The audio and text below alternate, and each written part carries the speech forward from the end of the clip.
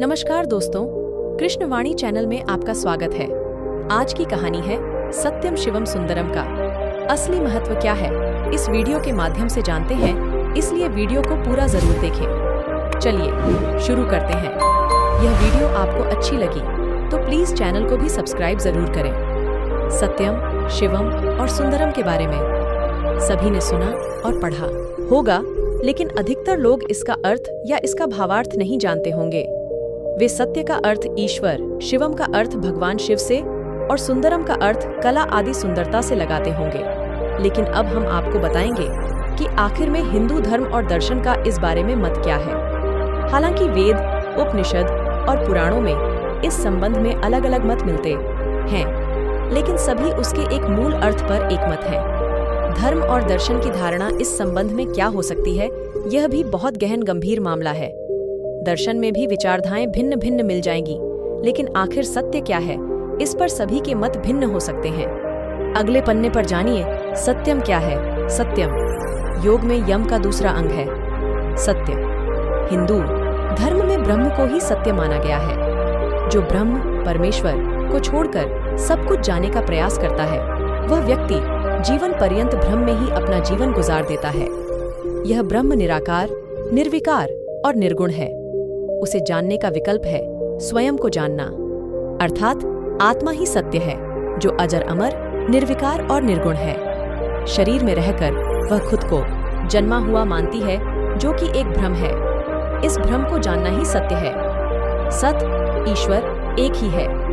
कवि उसे इंद्र, वरुण व अग्नि आदि भिन्न नामों से पुकारते हैं। आर्गवेद, जो सर्वप्रथम ईश्वर को इहलोक और परलोक में अलग अलग रूपों में देखता है, वह मृत्यु से मृत्यु को प्राप्त होता है, अर्थात उसे बारंबार जन्म मरण के सत्य का अलौकिक अर्थ, सत्य को समझना मुश्किल है, लेकिन उनके लिए नहीं जो धर्म और दर्शन को भलीभांति जानते हैं। सत्य का आमतौर पर अर्थ माना जाता है झूठ न बोलना, लेकिन यह सही नहीं है। सत और तत् धातु से मिलकर बना है सत्य, जिसका अर्थ होता है यह और वह, अर्थात यह भी और वह भी, क्योंकि सत्य पूर्ण रूप से एक तरफा नहीं होता। परमात्मा से परिपूर्ण यह जगत आत्माओं का जाल है। जीवन, संसार और मन, यह सभी विरोधाभासी है। इसी विरोधाभास में ही छुपा है वह जो स्थित प्रज्ञ आत्मा और ईश्वर है। सत्य को समझने के लिए एक तार्किक और बोधपूर्ण दोनों ही बुद्धि की आवश्यकता होती है। तार्किक बुद्धि आती है भ्रम और द्वंद्व के मिटने से। भ्रम और द्वंद्व मिटता है मन, वचन और कर्म से एक समान रहने से। शास्त्रों में आत्मा, परमात्मा, प्रेम और धर्म को सत्य माना गया है। सत्य से बढ़कर कुछ भी नहीं। सत्य के साथ रहने से मन हल्का और प्रसन्न चित्त रहता है। मन के हल्का और प्रसन्न चित्त रहने से शरीर स्वस्थ और निरोगी रहता है। सत्य की उपयोगिता और क्षमता को बहुत कम ही लोग समझ पाते हैं। सत्य बोलने से व्यक्ति को सद्गति मिलती है। गति का अर्थ सभी जानते हैं, सत चित्त आनंद। सत अर्थात मूल कण या तत्व, चित्त अर्थात आत्मा और आनंद अर्थात प्रकृति और आत्मा के मिलन से उत्पन्न अनुभूति और इसके विपरीत शुद्ध आत्म अनुभव करना। परमात्मा और आत्मा का होना ही सत्य है, बाकी सभी उसी के होने से है। आत्मा सत, सत्य, चित्त, चित्त की एकाग्रता से, और आनंद, परमानंद की झलक मात्र को अनुभव रूप महसूस करने लगती है। यानी आत्मा के सत्य में चित्त के लीन या लय हो जाने पर बनी आनंद की स्थिति ही सच्चिदानंद स्थिति होती है। सत्य का लौकिक अर्थ, सत्य को जानना कठिन है। ईश्वर ही सत्य है। सत्य बोलना भी सत्य है। सत्य बातों का समर्थन करना भी सत्य है। सत्य समझना, सुनना और सत्य आचरण करना कठिन जरूर है, लेकिन अभ्यास से यह सरल हो जाता है। जो भी दिखाई दे रहा है वह सत्य नहीं है, लेकिन उसे समझना सत्य है, अर्थात जो असत्य है उसे जान लेना ही सत्य है। असत्य को जानकर ही व्यक्ति सत्य की सच्ची राह पर आ जाता है। जब व्यक्ति सत्य की राह से दूर रहता है तो वह अपने जीवन में संकट खड़े कर लेता है। असत्यभाषी व्यक्ति के मन में भ्रम और द्वंद्व रहता है, जिसके कारण मानसिक रोग उत्पन्न होते हैं। मानसिक रोगों का शरीर पर घातक असर पड़ता है। ऐसे में सत्य को समझने के लिए एक तार्किक बुद्धि की आवश्यकता होती है।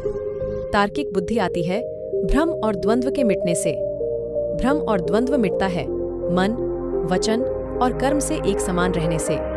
सत्य का आमतौर पर अर्थ माना जाता है झूठ न बोलना। लेकिन सत्य और तत् धातु से मिलकर बना है सत्य, जिसका अर्थ होता है यह और वह, अर्थात यह भी और वह भी, क्योंकि सत्य पूर्ण रूप से एक तरफा नहीं होता।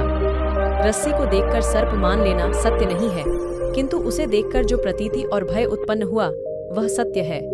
अर्थात रस्सी सर्प नहीं है, लेकिन भय का होना सत्य है।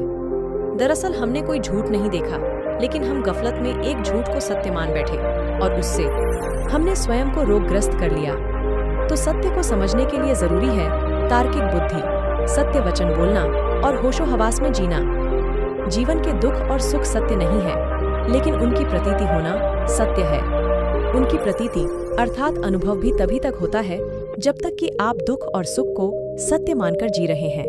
सत्य के लाभ, सत्य बोलने और हमेशा सत्य आचरण करते रहने से व्यक्ति का आत्मबल बढ़ता है, मन स्वस्थ और शक्तिशाली महसूस करता है, डिप्रेशन और टेंडन भरे जीवन से मुक्ति मिलती है, शरीर में किसी भी प्रकार के रोग से लड़ने की प्रतिरोधक क्षमता का विकास होता है। सुख और दुख में व्यक्ति संभाव रहकर निश्चिंत और खुशहाल जीवन को आमंत्रित कर लेता है। सभी तरह के रोग और शोक का निदान होता है। अगले पन्ने पर शिवम क्या है? शिवम का संबंध अक्सर लोग भगवान शंकर से जोड़ देते हैं, जबकि भगवान शंकर अलग हैं और शिव अलग। शिव निराकार, निर्गुण और अमूर्त सत्य है। निश्चित ही माता पार्वती के पति भी ध्यानी होकर उस परम सत्य में लीन होने के कारण शिव स्वरूप ही है, लेकिन शिव नहीं। शिव का अर्थ है शुभ, अर्थात सत्य होगा तो उससे जुड़ा शुभ भी होगा, अन्यथा सत्य हो नहीं सकता। वह सत्य ही शुभ अर्थात भलीभांति अच्छा है। सर्वशक्तिमान आत्मा ही शिवम है। दो भुवों के बीच आत्मा लिंग रूप में विद्यमान है। शिवम का संबंध अक्सर लोग भगवान शंकर से जोड़ देते हैं, जबकि भगवान शंकर अलग है और शिव अलग। शिव निराकार, निर्गुण और अमूर्त सत्य है। निश्चित ही माता पार्वती के पति भी ध्यानी होकर उस परम सत्य में लीन होने के कारण शिव स्वरूप ही है, लेकिन शिव नहीं। शिव का अर्थ है शुभ, अर्थात सत्य होगा तो उससे जुड़ा शुभ भी होगा, अन्यथा सत्य हो नहीं सकता। वह सत्य ही शुभ अर्थात भलीभांति अच्छा है। सर्वशक्तिमान आत्मा ही शिवम है। दो भुवों के बीच आत्मा लिंग रूप में विद्यमान है। सुंदरम, यह संपूर्ण प्रकृति सुंदरम कही गई है। इस दिखाई देने वाले जगत को प्रकृति का रूप कहा गया है। प्रकृति हमारे स्वभाव और गुण को प्रकट करती है। पंचकोश वाली यह प्रकृति 8 तत्वों में विभाजित है। त्रिगुणी प्रकृति। परम तत्व से प्रकृति में 3 गुणों की उत्पत्ति हुई, सत्व, रज और तम। ये गुण सूक्ष्म तथा अतीन्द्रिय हैं, इसलिए इनका प्रत्यक्ष नहीं होता। इन 3 गुणों के भी गुण हैं। प्रकाशत्व, चलत्व, लघुत्व, गुरुत्व आदि इन गुणों के भी गुण हैं। अतः स्पष्ट है कि यह गुण द्रव्य रूप हैं। द्रव्य अर्थात पदार्थ, पदार्थ अर्थात जो दिखाई दे रहा है और जिसे किसी भी प्रकार के सूक्ष्म यंत्र से देखा जा सकता है, महसूस किया जा सकता है या अनुभूत किया जा सकता है। ये ब्रह्मांड या प्रकृति के निर्माणक तत्व हैं। प्रकृति से ही महत उत्पन्न हुआ, जिसमें उक्त गुणों की साम्यता और प्रधानता थी। सत्व शांत और स्थिर है, रज क्रियाशील है और तम विस्फोटक है। उस एक परम तत्व के प्रकृति तत्व में ही उक्त तीनों के टकराव से सृष्टि होती गई। सर्वप्रथम महत उत्पन्न हुआ, जिसे बुद्धि कहते हैं। बुद्धि प्रकृति का अचेतन या सूक्ष्म तत्व है। महत या बुद्धि से अहंकार, अहंकार के भी कई उपभाग हैं। यह व्यक्ति का तत्व है। व्यक्ति अर्थात जो व्यक्त हो रहा है सत्व, रज और तम में। सत्व से मनस, 5 इंद्रियां, 5 कर्मेंद्रियां जन्मी। तम से पंच तन्मात्रा, पंच महाभूत, आकाश, अग्नि, वायु, जल और ग्रह नक्षत्र जन्मे। पंचकोश, जड़, प्राण, मन, विज्ञान और आनंद। इस ही अन्नमय, प्राणमय, मनोमय, विज्ञानमय और आनंदमय कहते हैं। दरअसल आप एक शरीर में रहते हैं जो कि जड़ जगत का हिस्सा है। आपके शरीर के भीतर प्राणमय अर्थात प्राण है, जो कि वायु तत्व से भरा है। यह तत्व आपके जिंदा रहने को संचालित करता है। यदि आप देखे और सुने गए अनुसार संचालित होते हैं तो आप प्राणों में जीते हैं, अर्थात आप एक प्राणी से ज्यादा कुछ नहीं। मनोमय का अर्थ आपके शरीर में प्राण के अलावा मन भी है, जिसे चित्त कहते हैं। 5 इंद्रियों का जिस पर प्रभाव पड़ता है और समझने की क्षमता भी रखता है।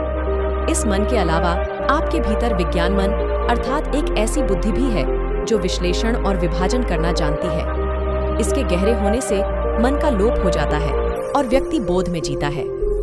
इस बोध के गहरे होने जाने पर ही व्यक्ति खुद के स्वरूप अर्थात आनंदमय स्वरूप को प्राप्त कर लेता है, अर्थात जो आत्मा पांचों इंद्रियों के बगैर खुद के होने के भलीभांति जानती है। 8 तत्व अनंत महत अंधकार, आकाश, वायु, अग्नि, जल, पृथ्वी। अनंत जिसे आत्मा कहते हैं, पृथ्वी, जल, वायु, अग्नि, आकाश, मन, बुद्धि और अहंकार, यह प्रकृति के 8 तत्व हैं। अत हम एक सुंदर प्रकृति और जगत के घेरे से घिरे हुए हैं। इस घेरे से अलग होकर जो व्यक्ति खुद को प्राप्त कर लेता है वही सत्य को प्राप्त कर लेता है। संसार में 3 ही तत्व है, सत्य, शिव और सुंदरम, ईश्वर, आत्मा और प्रकृति। इसे ही सत्य, चित्त और आनंद कहते हैं। यह कहानी आपको कैसी लगी? अगर यह कहानी आपको अच्छी लगी तो प्लीज चैनल को सब्सक्राइब जरूर करें। लाइक, कमेंट, शेयर दोस्तों के साथ। Thank you for watching this video. Satyam Shivam Sundaram.